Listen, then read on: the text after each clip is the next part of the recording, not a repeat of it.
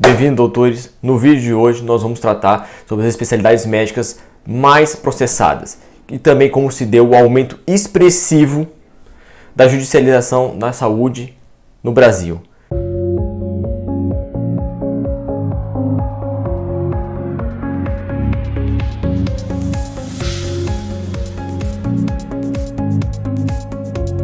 Meu nome é Thiago Mundim, para quem não me conhece e para os mais curiosos, eu gravei um vídeo sobre mim e sobre o canal, vou deixar aqui em cima, basta clicar. Não é novidade que a relação entre os médicos e os pacientes sofreu grande modificação ao longo do tempo. Aquele médico da família, o amigo que se recorria a qualquer hora, aquela figura paternalista, deixou de existir. A especialização veio, os grandes hospitais, as grandes clínicas, isso acarretou uma melhora no atendimento do paciente, mas teve consequência também uma negativa, que é o aumento expressivo da judicialização contra médicos. Em 2017, 7% dos médicos brasileiros já tinham sido processados. Isso nos coloca muito próximo do país que mais ajuiza ações contra médicos, que é os Estados Unidos, com 9%. Em termos práticos, o que isso significa?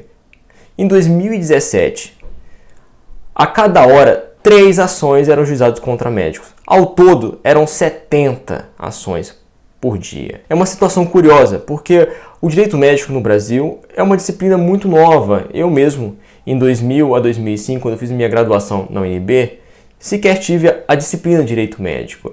Os temas eram tratados de forma esparsa nas mais variadas disciplinas. Para entender esse novo fenômeno do aumento expressivo da judicialização da saúde, em 2017, o Conselho Nacional de Justiça, CNJ, que é o órgão encarregado de fiscalizar administrativamente os vários tribunais, resolveu fazer um estudo sobre isso. Para quem não está familiarizado com a justiça brasileira, é importante traçar o contexto em que foi feito esse estudo. Em 2017, a justiça brasileira tinha uma baixa informatização. Poucos processos estavam digitalizados, a integração com os tribunais era muito pequena. Isso significa o quê? Que os dados levantados pelo CNJ têm alguns problemas. Apenas 17 estados da federação responderam a essa pesquisa do CNJ. O que isso significa? Que é um problema metodológico. O relatório não é importante? Não é fidedigno? Tem problemas metodológicos. Sim, não há dúvida. Mas o que isso implica? Isso implica que os números apresentados são menores do que a realidade. Sem mais enrolação, vamos para o relatório. Para facilitar a visualização do pessoal que nos assiste por celular, eu vou compartilhar a tela sem a câmera e assim os números vão ficarem maiores.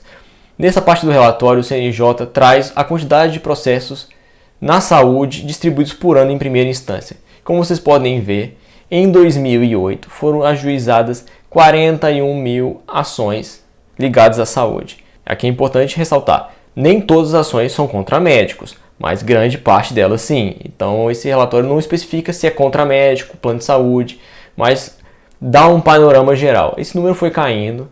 Em 2011 atingiu o mínimo histórico, 26 mil. Só que desde então houve uma explosão, como vocês podem perceber, chegando em 2017 a 95 mil.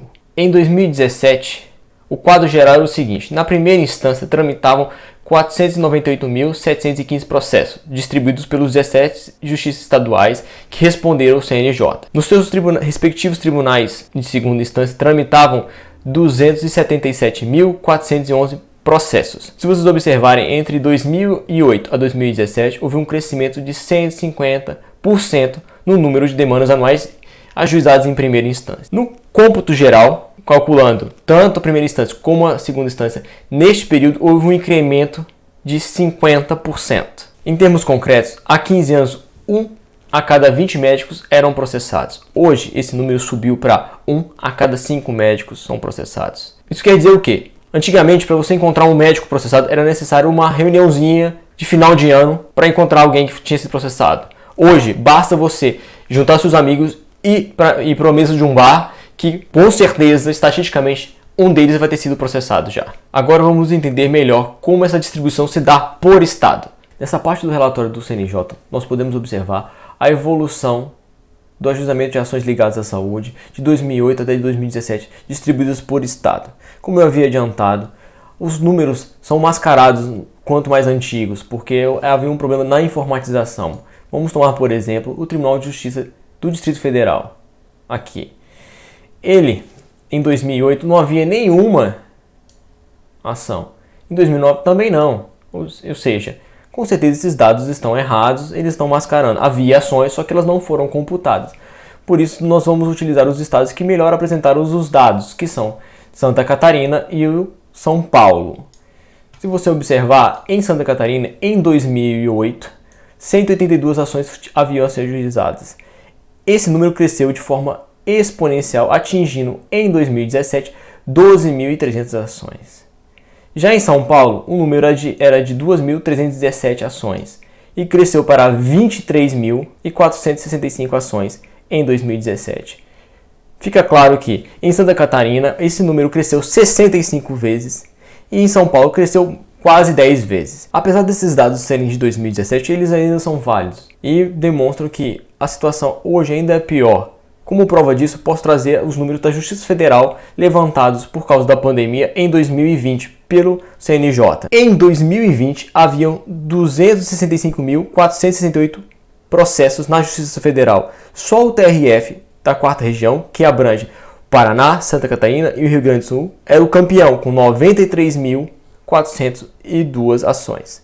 Para se ter ideia da evolução disso, em 2015, o número de processos ajuizados eram 36.673 processos. Já em 2020, no ano da pandemia, essa quantidade saltou para 58.744 processos, um aumento de 60%. Como se pode concluir a partir desses dados? Houve um aumento expressivo do ajuizamento de ações contra médicos ao longo do tempo. Não há dúvida, mas esses dados só representam a probabilidade de você ser processado. E se acontecer? Qual o tempo que dura essa incomodação? Se for na Justiça Estadual, o julgamento de uma ação desde o ajuizamento até a sentença pelo juiz demora 1 ano. Nas pequenas causas, esse tempo cai para 8 meses e meio. Mas invariavelmente vai ter recurso para a segunda instância, o que leva mais e acrescenta mais 7 meses e meio na Justiça Estadual. Indo para a Justiça Federal, na primeira instância, lembrando, o ajuizamento até a sentença pelo juiz leva 13 meses. Nas pequenas causas federais, esse tempo é de 8 meses. Mas, como é invariável, terá recurso para o Tribunal Regional Federal e que vai levar 10 meses e meio para julgar essa ação. Ou seja, no final das contas, são 2 anos com essa incomodação, essa preocupação com o médico. Mas não acaba aí. Por quê? Como tudo no Brasil, termina no Supremo. Primeiro vai ter um recurso especial que vai para o Tribunal Superior de Justiça, STJ.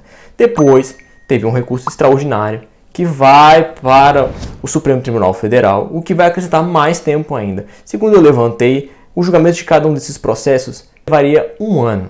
Ou seja, a princípio seria 3 a 4 anos. Na minha experiência, isso não acontece. Longe de acontecer, demora muito mais tempo. E nesse meio tempo, o profissional atuando de forma preocupada, perdendo seu tempo com processo, advogado, audiência, ninguém quer isso. Mas, vamos lá. Tendo o processo, qual a chance de você ser condenado? A situação também não é boa. 57% dos médicos são condenados. Ou seja, é pior que um cara e coroa. Dito isso tudo, quais são as causas que eu julgo mais importantes para explicar o aumento expressivo da judicialização contra os médicos? A primeira delas eu disse lá atrás. A despersonalização da relação entre o médico e o paciente. Deixou de existir aquela figura do médico amigo da família. E agora o médico é visto como um mero prestador de serviço. Essa mercantilização que gerou uma relação mais fria, que acabou com um importante inibidor moral que o paciente tinha para ajuizar uma ação contra o seu médico. E, em segundo lugar, podemos apontar uma maior consciência dos pacientes dos seus direitos face aos médicos em relação aos comportamentos ditos intoleráveis, ou seja, um erro inexcusável, uma negligência criminosa, uma imperícia inadmissível. Com a pandemia, esse comportamento vai ser agravado. A discussão sobre os temas médicos tornou-se em voga na sociedade. Isso é uma questão que não tem volta mais. Além disso, a terceira causa que eu posso apontar é o Dr. Google. Sim, todo paciente já chega no consultório já com o diagnóstico. Com a internet houve uma maior circulação da informação. As pessoas já têm mais noção sobre as doenças, sobre os tratamentos e sobre os medicamentos. Isso quer dizer o quê? Que os pacientes sempre estão comparando a prescrição médica com o que eles veem na internet. Mas eles não têm a bagagem de informação para poder analisar se o comportamento do médico está correto ou não. Mas muitas vezes, por não chegar ao resultado que ele pretendia, que na maioria das vezes não é culpa do médico, é só um caminhamento normal da doença que infelizmente não conseguiu ser interrompido pela medicina, o paciente julga que houve um erro do médico. Em quarto lugar, nós podemos apontar a deterioração do ensino superior com o aumento expressivo das faculdades de medicina. Em 1987, nós tínhamos 85 faculdades. Atualmente, nós temos 310 faculdades. O Brasil ocupa o primeiro lugar absoluto no número de vagas nos cursos de medicina. Nós passamos países com muito maior população, Estados Unidos, China e Índia. Não há dúvida que houve uma explosão de cursos e que nem sempre o MEC consegue manter a qualidade dos cursos como deveria. Por último, e não menos importante, eu posso apontar a justiça gratuita. Inicialmente prevista na Lei 1060 e 1950, ela visava ampliar a jurisdição, o acesso à jurisdição. Hoje ela está prevista e ampliada no artigo 98 do novo Código de Processo Civil. Para ter acesso a esse benefício, basta que a pessoa afirme que não tem condições de pagar as despesas processuais sem o prejuízo do próprio sustento. Isso implica que, ela perdendo, ela não tem que pagar as despesas processuais nem os honorários advocatícios da outra parte. É claro, é um franco incentivo à judicialização. E as causas temerárias, isso é claro, porque a pessoa não tem nada a perder, virou uma loteria. No frigir dos ovos, só o médico corre o risco, só o médico tem um problema com isso. Muitos advogados chegam a fazer um contrato de risco com o paciente. O que isso quer dizer? Isso quer dizer que o advogado não recebe nada se não ganhar. O advogado recebe um percentual do que o paciente ganhar no final do processo. É óbvio. Qual o prejuízo, qual o risco que o paciente tem nesse caso? Nenhum. É óbvio que ele vai ajuizar uma ação. Tendo a menor dúvida possível, ele vai ajuizar uma ação contra o médico. Além disso, sequer é necessário um advogado. Basta que a pessoa se socorra da Defensoria Pública para que ela tenha acesso à justiça sem custo nenhum, nem com advogado. Acabando com o suspense, quais são as especialidades médicas mais processadas? Inicialmente nós temos a ginecologia e obstetrícia, com 27%, campeã disparada. Em seguida, a traumato, ortopedia, com 16%. A cirurgia plástica e a cirurgia geral, ambas têm 10%. Depois, neurocirurgia, empatado, hematologia, anestesiologia e pediatria, todas com 6%. Oftalmologia, 5%. Por fim, otorrinolaringologia, com 3%. E as demais especialidades somam apenas 4%. Por exemplo, considerando a relação entre o número de profissionais em cada especialidade, 47% dos cirurgiões plásticos respondem a algum processo judicial. Com relação às partes envolvidas, posso trazer uma curiosidade. A maioria das ações é promovida por pacientes do sexo feminino. Do outro lado, os médicos mais processados são do sexo masculino. Também chama a atenção o fato de que a maior parte das demandas é voltada contra profissionais médicos vinculados a empresas médicas de médio e grande porte. Antes que alguém me acuse, a finalidade do vídeo não é causar pânico em ninguém, é comprovar a mudança da relação do médico-paciente. Chamar a atenção para o fato que a medicina é uma das profissões com maior risco jurídico e, apesar disso, as faculdades não tratam essa questão. É importante que os médicos se atenham a isso. Mas a mera preocupação não é solução para nada e agrava o problema. Pode levar os profissionais até praticar erros em razão da preocupação. A solução é se informar, adotar as melhores práticas para atuar com tranquilidade. Como eu expliquei nesse vídeo aqui, o objetivo do canal é ser educativo, levar informação para o médico para que ele adote condutas para a prevenção de problemas. Mas surgindo um problema, procure o seu advogado para que ele examine o caso concreto. O quanto antes. Lembre-se, no direito também prevenir é o melhor remédio. Se esse vídeo te auxiliou em alguma coisa, te ajudou, deixa seu like, inscreva-se no canal para receber novas informações de vídeos, envie uma sugestão de temas se você quiser que eu aborde. Obrigado pela audiência e até a próxima.